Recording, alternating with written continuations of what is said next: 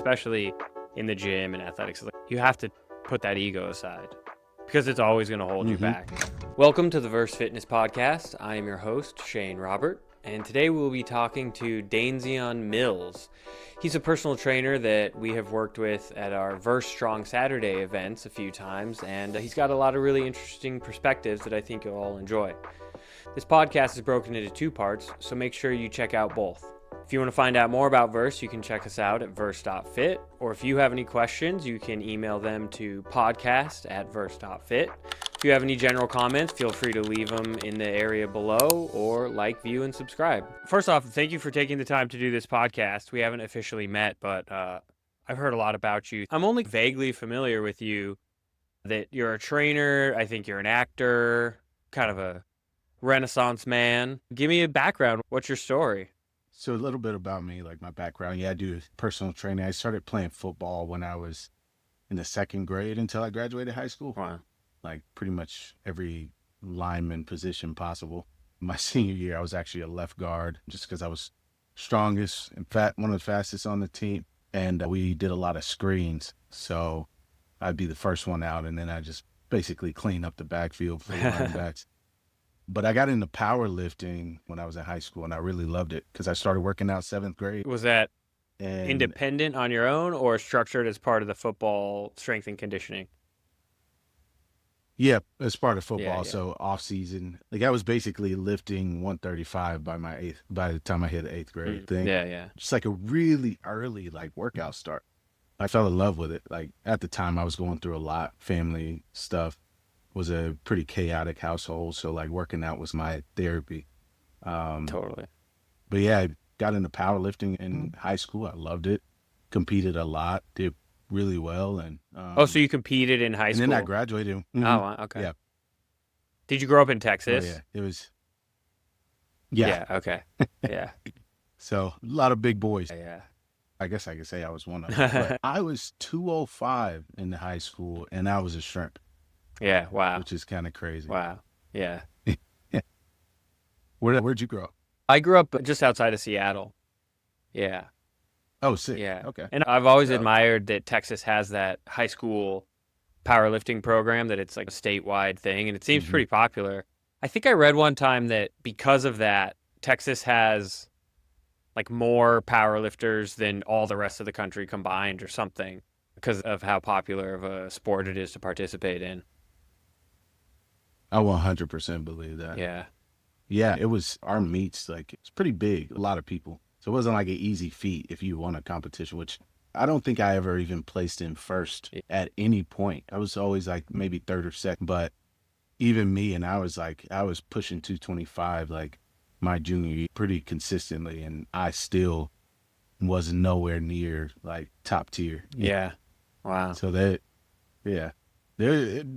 Texas is different. Texas is a crazy place when it comes to football and sports and athletics. It's just you're like me now. I'm like, oh, I'm a big fish in a small pond in LA. Yeah. But in Texas, I was definitely like small fish, big pond. Yeah. And then, so you're in LA. So what brought you to LA? So yeah, my senior year, after I graduated, I got into acting my junior year. I went to Texas State University for acting. Where's that? So What part of Texas I wanted is to that? get into the music. It's 30 minutes outside of Austin, Okay. so it's in between Austin and San Antonio. It's like the hill country Oh, nice. area. Yeah, it's a really small town, but like they've done so much with it since I've graduated. But yeah, I went for acting. I ended up going to study abroad in England after my senior year, and as soon as I got back, within a week, I packed up my car. I had $400, like darted to LA. Yeah.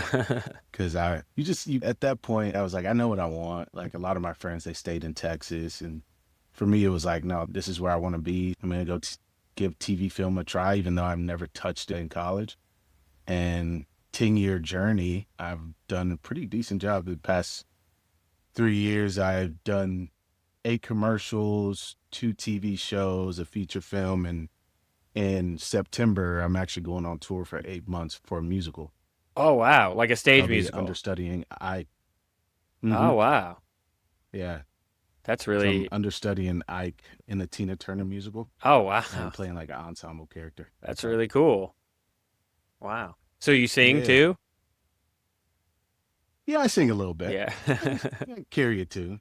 Wow, that's really great. By no means a professional, but Yeah. Wow. It's so so funny you say that because w- I'm on a similar trajectory a little bit. I never played football or anything. I wasn't really like big into sports growing up, but I was in theater in high school and I went to college and studied screenwriting. And I also lived in oh England for a sick. little while. And that's actually where I really, I would say, first started to get into heavier lifting. Prior to that, I'd been exercising and lifting, but it was Mm-hmm. more like, I don't know, just stupid. It was like circuits with, I would do ab exercises in between everything. And I was just like, I just want to be ripped. I want to be like Brad Pitt in Fight Club. And it was Yeah, while there that, I've had that thought. yeah, I mean, I think a certain generation, certain age, we all had that thought. And it was while there that there was a group of, honestly, it was probably like a dad team kind of thing of rugby players. I'd say they were probably in their mid Oh, 40s type of deal, but they were like big, kind of strong dudes. And they were deadlifting one day, which wasn't that common of an occurrence at that gym. right. And they were probably, in hindsight, they were probably lifting like 400 pounds, something like that. Mm. But to me, I was like, oh my God, is this every weight in the whole gym that you're lifting? What is going on? And so that is the start of me being like, I'm doing something wrong because I don't look anything like these guys and I can't lift anywhere near that. And that kind of started me on the Mm, journey of wanting to get stronger and powerlifting and the pursuit of all that kind of stuff. And I had nice. actually already been working at gyms and things and dabbling in training at that point. But that's when I got like really serious into training and wanting to increase my knowledge and do all that kind of stuff. So it's funny, it's a parallel track there a little bit, similar performance Yeah. backgrounds and yeah. No, that's pretty dope. Did you ever think about competing at any point in that time? In powerlifting? Or yeah, yeah. Oh yeah, I've I think they subsequently because I competed, yeah, quite a few times. And I think maybe I've come in second or third at a few of them, but it's one of those where it's like out of 5 or 6 people in my weight category. And I mean, mm, my first competition was in 2000, I want to say 11, and oh dope. Okay. I squatted, I think my best squat at that meet was like 417 in the 181 class. And I don't know, I benched, That's pretty good. it was like okay. My numbers were okay. And I think I did get first at that meet, but I was also Hmm. one of the only raw lifters. Like raw hadn't quite established itself the way it has now. So it was the Hmm. longest meet I've ever done. And that was my first meet. It was like freaking almost 10 hours because they were doing gear as well. And it just took so long. But I think I took Oh first at yeah. that meet just because I was one of the only raw lifters. But yeah, yeah. So I still love it. I focus more on Olympic weightlifting right now. I'm trying to just actually get Nice. proficient at that. But I still love powerlifting. I have a bunch of clients that I coach for it and stuff. It's such Nice. there's just something so raw about it that I love. Just, Hmm. yeah. That's exactly what it feels like. It is raw. It's like you have this goal weight. You have this idea of something that you want to overcome. And it's, I don't know, it brings out this animalistic quality in you that just feels, once you like complete it. And I love seeing videos of guys because it reminds me of me, like afterwards when they just drop the weight and they just, it's like this, Oh I yeah. don't, your mind, your body just feels like euphoric in a Oh way. yeah. Yeah, completely. I also feel like one of the problems that we face in the modern society, once you become an adult of a certain age, out of college, kind of age, probably Mm, still 22 to 25 maybe, you have so few competitive outlets left yep. and so few things that you can really strive for. Sure, you can have ambition with your job Hmm. and all that, but so much of that is out of your control to a large extent. Hmm. Like you can do all the work you want and go to every audition and crush it, but nepotism or like a big name, or there's so many factors outside of your control. And when you say, like you said, you have that goal, I'm going to make this weight in 16 weeks, 12 weeks, whatever your cycle is. This is the weight I want to do. And you can just systematically work your way towards that and really strive and put in the effort and then accomplish it. And it's such a rush and such a good feeling. Yeah. Yeah. And you're right. It's like it's so, as an adult, finding competitions are way rarer than growing up and playing like sports, because there's so many avenues. And you get they have Tough Mudder, High Rocks, they have bodybuilding. But it's like those things are like Tough Mudders and High Rocks are a little closer to achievable, but bodybuilding, it's like that takes almost years in at points. And it's like we do have this level as we've gotten older where that competition isn't fueled as much as it used to be. And that's an interesting point that I haven't thought about in a while. Like because I play flag football like twice on the weekends. It's like the closest thing I get to competing for anything anymore. Yeah.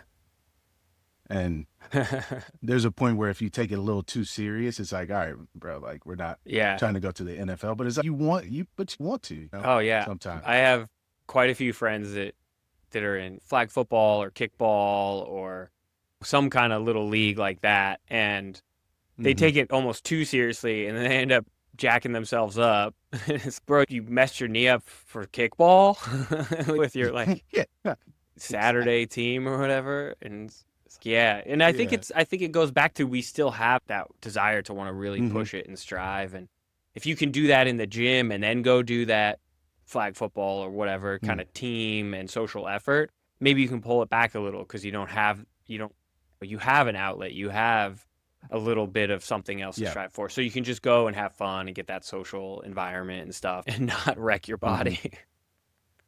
Yeah, exactly.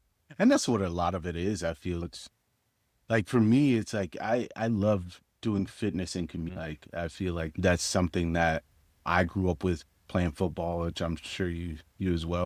There's something about it that when you're doing it with other people, it feels more like connective than just working out in the gym by yourself. Yeah. Or like because it was my buddies, like the guys I did powerlifting with in high school, that would hype me up.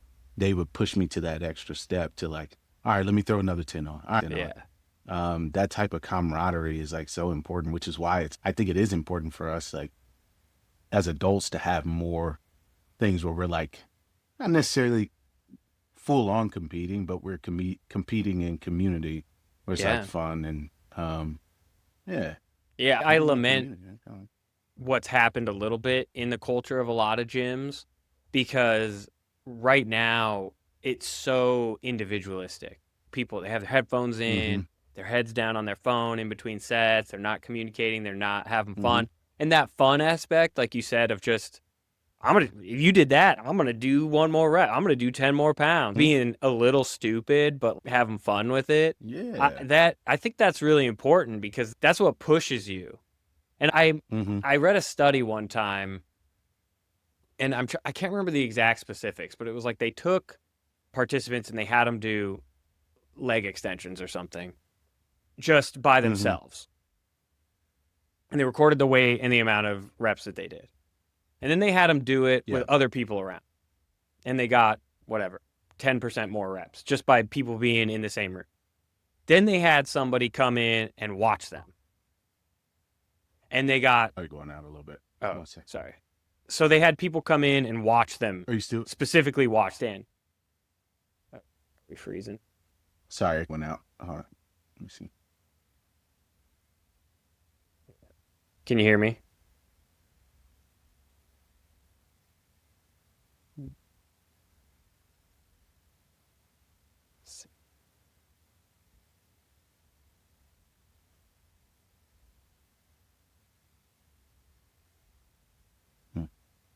All right. How's that? Is that better? Is that better? Yeah, that's better. Okay. So these people, they're doing leg extensions or something, and they get 10 reps at 100 pounds, whatever the weight and number is. And then they have people just around them, say a gym setting, and they get 10, 20% more reps. Then they have someone standing, just watching them. specifically watching them, and their reps go up even more. Then they have a person standing with a clipboard, and their reps go up even further. And then finally, they had a condition where they're standing there with a clipboard and they're encouraging them and giving, like, come on, keep going, do more. You got this, that kind of stuff, positive affirmations. And their reps go up even higher, or the weight they can do goes even more. And to me, I think that illustrates just how important it is to have that kind of environment. And one of the things that, like we said, you start to lose in the current gym culture, but also, I think what some gyms have done really well, like CrossFit has done that really well, building that community and stuff. And that's what we've been trying to do with some of these Strong Saturdays, which you've been a big part of. How did you find out about that? It was one of your Strong Saturdays. I was actually on my way to flag football and I saw the rack because I did mobile gym training for a long time during the pandemic. Okay. And what's crazy is I was looking for a rack almost exactly like the Verse rack.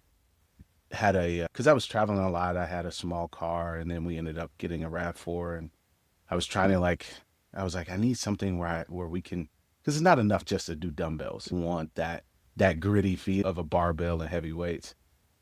So when I saw it, and then I saw the board and how it folds up, I was like immediately intrigued. So I stopped and started talking to them and shared contact information and all of that. But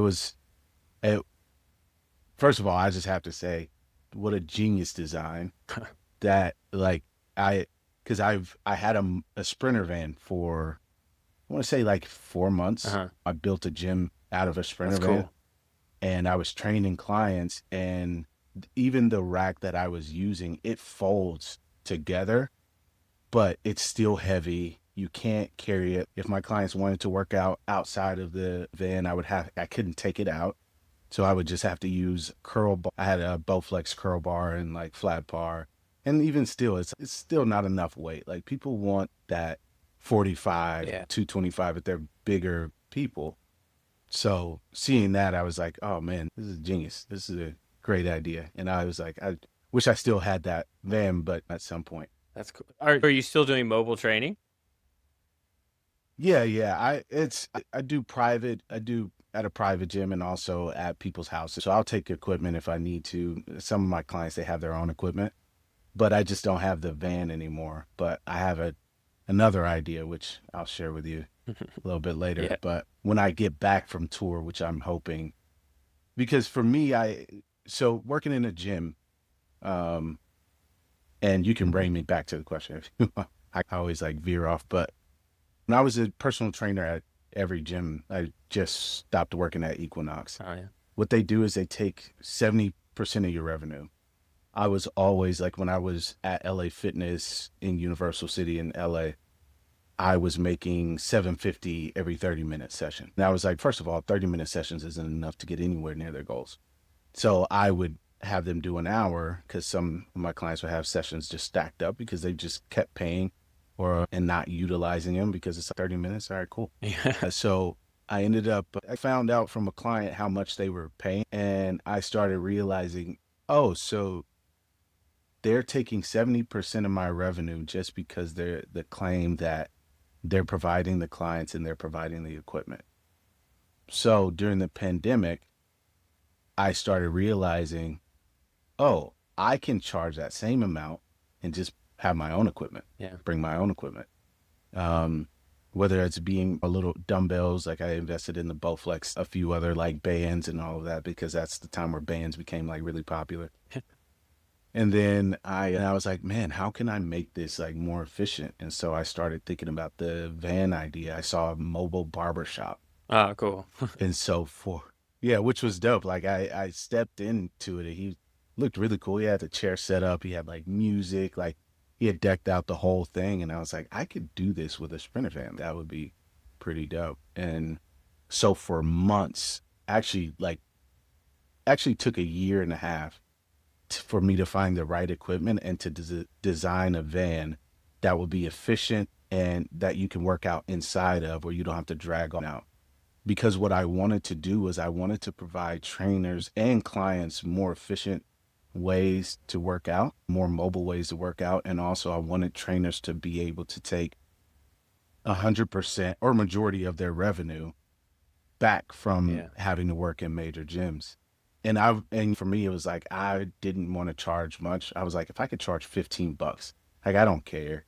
I just want trainers to be able to effectively and efficiently train their clients wherever they want to. So my brand was Forever Movement Mobile Fitness. And it was my slogan for fitness was no matter how fast or slow, just keep moving. Oh, I love that. And it was similar for the van. It was like, no matter when or where you are. It was, I think that was, I'm trying to remember what I had on the side of the van, but it's that idea because I love the idea of, that's why I named my brand like Forever Movement at the time. And it was like, you can train anywhere. Like, we were never meant to be isolated in a gym, Right. like the way that we worked out when back in the days when they didn't have gyms, it was going outside and running or climbing, jumping, lifting heavy things, hunting. Like, these are like ideologies that I really hope we could get back. I was like, we have to be outside working out. Yeah. That the difference between running on a treadmill and running outside is Oh, yeah. significantly different. Oh, yeah. Huge. Yeah, and so I was really trying to get trainers and their clients back into that mode. You can take the equipment wherever you want. You can train as long as the van can get there, and you can either train inside the van, you're still outside essentially, or you can take the equipment out and you can train at a park. I have another idea that still has that same concept, but my biggest passion was putting trainers' money and time back in their own hands. Because corporate gyms, like even Equinox, working at Equinox, I got paid more, but it still wasn't the amount of work that I was putting into it. And they have these incentives where it's like, the more you train, the more money you make. And so I was training during the pandemic, 2 or 3 people a day, and I was making, the only thing I missed being a part of a team. I was like, oh, let me give Equinox a try. A little bit better. Yeah. And I even had my reserves even when I got there, but I was like, honestly, like a free membership at Equinox. Yeah. I think most trainers reach that point. After a long enough period, you have that Mm-hmm. realization, just like you did, where it's like, hold on a second. You're charging what? And I'm making what? Mm-hmm. I could go out, Mm-hmm. charge my clients 30% less and make 100% or more. This is crazy. Why would I keep doing this? Making you all this money Mm-hmm. and making Yep. my clients pay so much more. Yeah, it's crazy how that model works. I was in a very similar position. I was never at Equinox, but I worked at 24 Hour Fitness. I worked at Gold's Mm-hmm. Gym. There was a small chain up here in the Bay called Club One. I worked as a physical therapy assistant for a little while, and Oh man, nice. all of those were the same realization where it's just, I'm getting screwed in this deal here. So yeah, it's in most trainers' interest, I think, to find a way to do it on their own. Mm-hmm. Trainers and clients, benefits everybody. The And clients too. It's like, no, please. I was just gonna say for the clients too. When I realized how much clients are spending for personal training and a gym membership, and they're not showing Yeah. up, right? So they're paying so much money for not the benefit, but if you pay someone directly, they keep you accountable, and then they have their own equipment. That completely X's out the gym. You don't have to pay a gym fee. You don't have to get tied into it. You don't have somebody manipulating like the sales part of it. It's like the transparency is, hey, I have the equipment. Instead of you paying what you would pay at the gym, you could just pay it to me as a trainer. Of paying for a gym and a training fee, you just pay me. Here's my rate. You bypass everything. I can come to you. You can come to me. I have the equipment. I'll make it efficient. And also I get to plan out my workouts more consistently because you're not sharing equipment with other trainers. Yeah. You're not worried about gym like members who are on machines on their phones for a long period of time. It's like you literally bypass all of the mess, all of the fat. Yeah. Yeah. And you go straight to a more efficient and more money efficient workout with a trainer.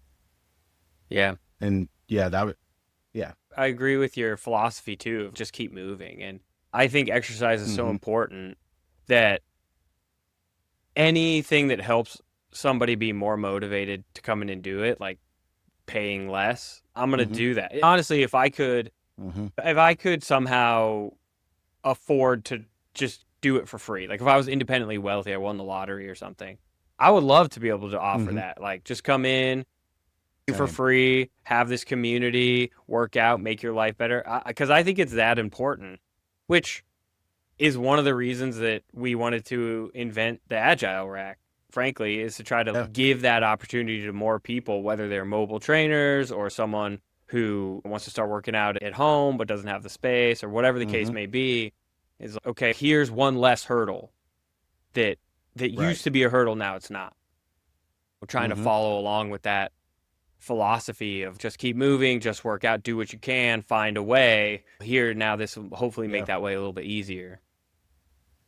Absolutely. I think it will. The thing that I found most was people wanted a rack. Like people wanted to be able, people love a barbell. Dumbbells are great. Like, but at a certain point, the reason why you bypass dumbbells is because you want to increase. And there's only a certain weight of a dumbbell that you can lift before you need something. Yeah. And I was finding that a lot of my clients were wanting something heavier. They were wanting a barbell. And I was like, I don't really have a rack. I could lift it up. And at a certain point, that's going to get heavy for me. Like Yeah. I'm trying to lift 220 pounds and put it on a bench. Yeah. So having the Verse Rack, which is funny that you mentioned for free. Like I recently, literally within the past couple weeks, have started a community of working out at a track and field in Burbank. Oh, cool. Because even for me, it's like there are moments I've done this for so long where it's like I love training, but I also just love working out with people. And so building that community, I guarantee you, like if people build communities like that, they're gonna want like a rack to add in an extra workout or an extra circuit or something like that, or have a full blown workout. So again, it's like such a genius design, and the efficiency of it.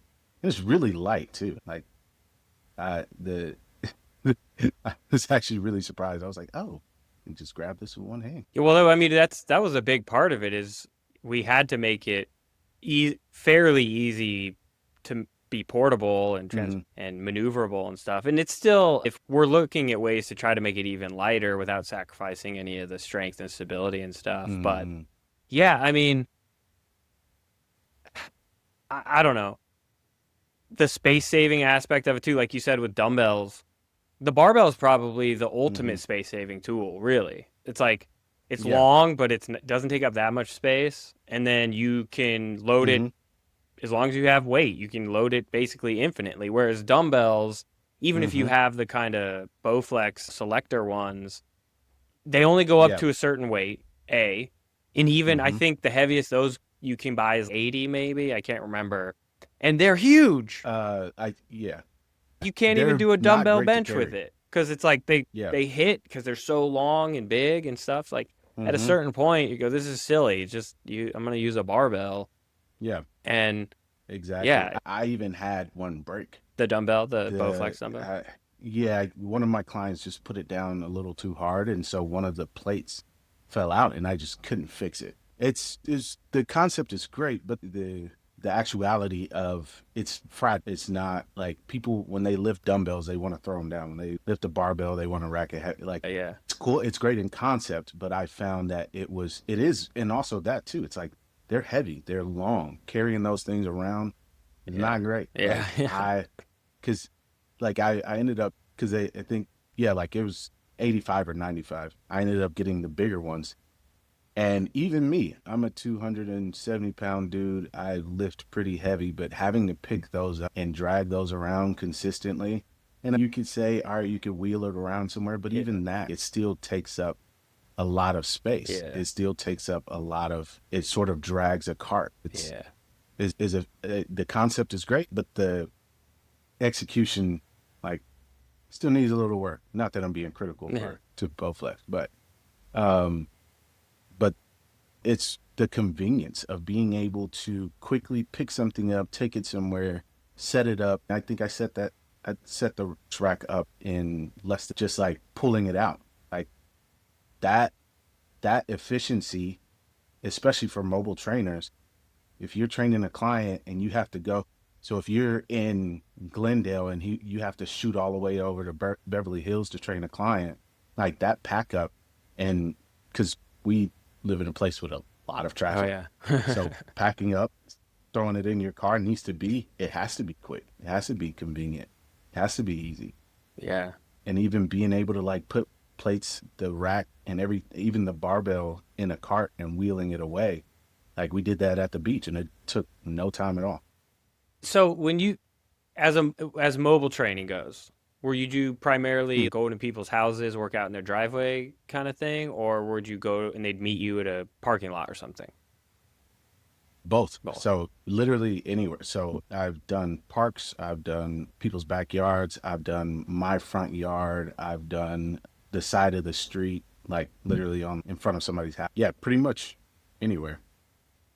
I have to imagine that you do run into traffic problems. How do you budget your time with that being such kind of an unknown element from day to day? Do you just build a huge buffer in between clients if their one location is a significant distance away from the current one? Yeah. Yeah, so at least an hour in between because I'm a chatty person. So if my clients want to talk after, I'll just sit with them and I'll talk. Yeah. But even setting everything up, putting it back in the car, I usually give an hour because then you hit traffic. But also the cool thing about when clients have to pay less money than the gym, their time with their Yeah. time, Yeah. like less money equals happier customer, which means more flexibility. Hmm. Because there will be times where I hit heavy traffic and I'm texting the client, "Hey, sorry, I'm running like 5 or 10 minutes late." They're like, "It's fine, whatever." Like Yeah. you're coming to me, so Yeah. and that's also a value. Like like people value when you come to them, because a lot of my clients like they had jobs that they had to go to or they'll spend all day at, and it's convenient because they you come to them, you train them, they walk inside their house, they shower, they go to work. Yeah. Yeah, it's there's so much value in mobile training. Um, it and the same amount of effort, if not less, than you would put into training at a gym, because it's back to you're just Oh yeah. people are Oh rolling yeah. in and then you have a break and then you have to go back at night and then you're training people at night. It's like that same effort and go and burnout. It's a lot less when you have more quality clients, Yeah. when you have more quality time, when you can go to them and then you pick your hours, you pick your time, you coordinate with them what works better for them with their schedule. You go there, you do the job, you leave, you go to the next person, do the job, you leave. What would be 6 clients in one day at a gym would be 3 clients one day, just within maybe 4 or 5 hours, Yeah. and that's including travel time versus spending 8 hours at a gym, because then you're trying to get clients too, like the Did efficiency Equinox and have some of the effectiveness. gyms I worked at had mandatory floor time, which was basically just Yeah. like an hour you had to go and be unpaid, essentially, Hmm. walking around, putting away weights, answering questions for people. Oh, it, yeah. it That's, definitely has that, and it's it really it's pointless. It People don't respond well to trying to be sold. yeah.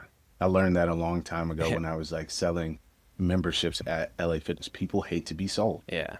You like building relationships is how I have always gotten clients, or it's building relationships and then word of mouth. Total. Oh, word of mouth's Like it, huge. Yeah. it really is. And the idea that and you have to wear a certain shirt too, it's like a gray shirt. When you're walking up to somebody and they see you in that gray shirt, they are immediately closed off. They already know exactly what you want. It's very counterintuitive to the purpose, Yeah. because the cleanup is more, they're like, you need to be getting 3 equifits or 4 equifits because the numbers say this. So you're going from a statistic standpoint, not from a people standpoint. People Right. want to get to know you. They want to see you work. Like the most of the time when I got clients was when I was, because they saw me and they were like, I'm pushing, and this is by no means a flex, but I'm like throwing up 315 and people are looking Yeah. like, how do I look like you? How do I do that? And I'm like, oh, come talk to me. I'm a trainer here. Like, Yeah. have you done an equifit? Have you done an assessment? Let me do a complimentary session with you. And if it works out, and this was always my thing, because not every trainer is meant for every person. Like, That's it's the such a good same way. point. No one child has the same parent. No one client has the same trainer. So everyone has something different. So I would always say, look, if we see that we like gel together, like we'll work together. By the end of it, I'm like, if you like the way I train and if we connect, because for me also, I've done this long enough to where I do not want to train somebody I can't have fun with. Totally. Yes. I do Oh my gosh, I that's do so not big. want to sit there. Yeah. Yeah.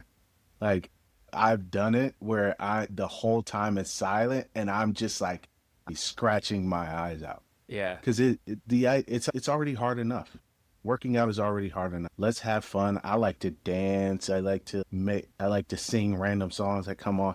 And my clients do it with me and they Yeah. love that type of energy. So much so to where I've had people come up to me while I was training other people because I was dancing and having a good time, saying, "Hey, you just look like a fun person. I would love to do a session with you." I'm like, "Absolutely." Yeah. Thank you for listening to the Verse Fitness Podcast. I've been your host, Shane Robert. If you want to find out more about Verse, you can check us out at verse.fit. Or if you have any questions, you can email them to podcast@verse.fit. We love to do Q&A episodes. If you have any general comments, feel free to leave them in the area below or like, view, and subscribe.